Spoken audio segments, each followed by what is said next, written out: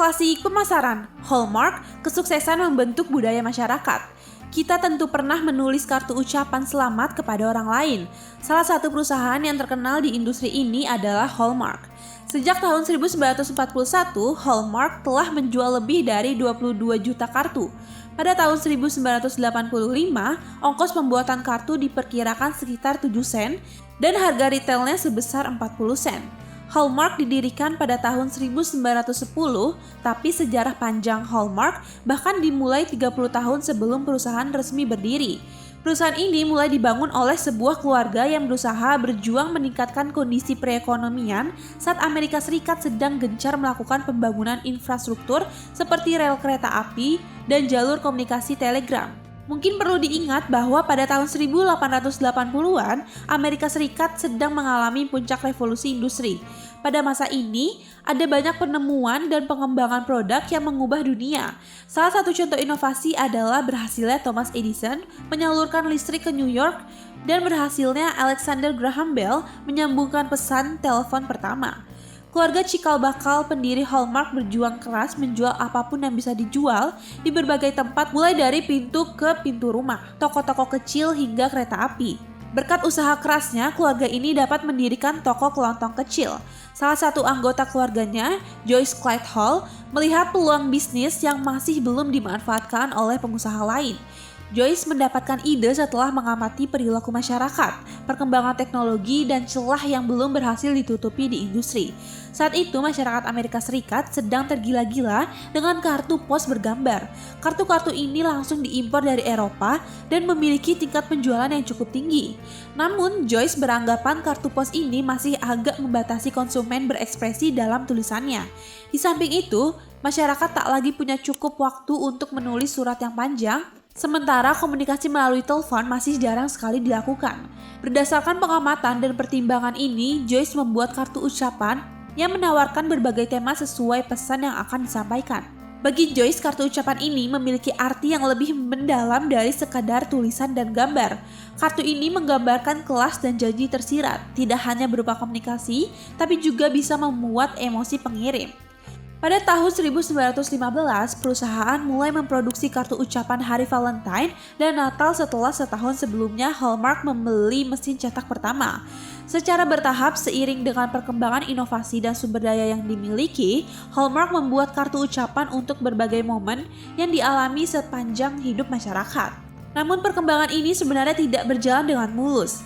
Pada tahun 1915, Hallmark terkena musibah kebakaran yang menghancurkan semua persediaan barang di gudang dan menyebabkan usaha memiliki utang sebesar 17.000 US dollar. Jumlah yang terbilang besar saat itu. Untuk memperkuat landasan bisnis, pada tahun 1921, Joyce dan Rollie Hall bergabung bersama saudara lainnya, William Hall. Baru setahun kemudian, perusahaan benar-benar pulih dengan memperkerjakan 120 orang, termasuk tenaga penjual di 48 negara bagian Amerika Serikat. Pada tahun 1928, Hallmark menjadi produsen kartu ucapan pertama yang membuat iklan secara nasional. Pada tahun 1928, Hallmark menjadi produsen kartu ucapan pertama yang membuat iklan secara nasional. Antara tahun 1928 sampai dengan sekitar tahun 1940-an adalah masa-masa ketika perusahaan melakukan promosi gencar. Hal ini dilakukan agar konsumen mulai tertarik proaktif mencari produk di toko-toko yang menyediakan produk Hallmark. Dengan demikian, perusahaan tidak terlalu tergantung pada jasa penjual. Dalam beberapa kesempatan, Hallmark berhasil memanfaatkan momen yang dapat meningkatkan kebiasaan mengirim surat atau kartu ucapan. Sebagai contoh, saat Amerika Serikat terlibat Perang Dunia Kedua, menjelang awal perang, perusahaan membuat slogan, "Kirimkan surat agar mereka tetap senang." Dan bila Anda sungguh peduli, kirimkan yang terbaik untuk mereka. Yang dimaksud dengan mereka adalah para prajurit yang sedang berperang di wilayah Eropa dan Pasifik. Prajurit-prajurit ini tentu mendambakan suasana rumah sehingga kartu ucapan menjadi hal yang sangat berarti untuk mereka. Dengan kesan mendalam, nama Hallmark terus diingat oleh masyarakat Amerika Serikat. Bahkan setelah perang usai, bisnis pun berkembang baik lintas geografi maupun lintas budaya. Hallmark adalah salah satu contoh perusahaan yang sukses setelah mengamati situasi lingkungan dan membuat terobosan yang meninggalkan kesan mendalam bagi konsumen. Salah satu keunggulan lain Hallmark adalah sistem distribusi. Setiap hari, Hallmark memproduksi lebih dari 11 juta kartu yang dikirim ke 37.000 tempat. Perusahaan menginvestasikan jutaan dolar untuk melacak produk yang dipasarkan. Pengiriman kembali produk dilakukan dari sistem gudang otomatis berdasarkan penjualan masa lalu. Sebanyak 90% produk berganti desain setiap tahun, dan Hallmark memiliki 32.000 tipe kartu ucapan. Hallmark memang bukan perusahaan pertama yang menemukan kartu ucapan komersial, melainkan American Greetings, yang didirikan oleh Jacob Sapirson.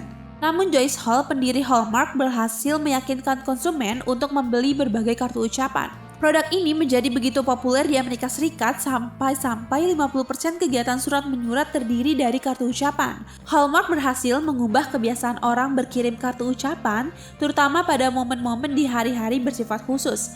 Padahal bila dipikir ulang, rasanya akan lebih cepat membuat surat atau kartu ucapan sendiri daripada pergi ke toko dan memilih kartu ucapan. Tahun 1986 sampai dengan 1987, Hallmark mengubah strategi pemasaran dengan penekanan pada desain gambar.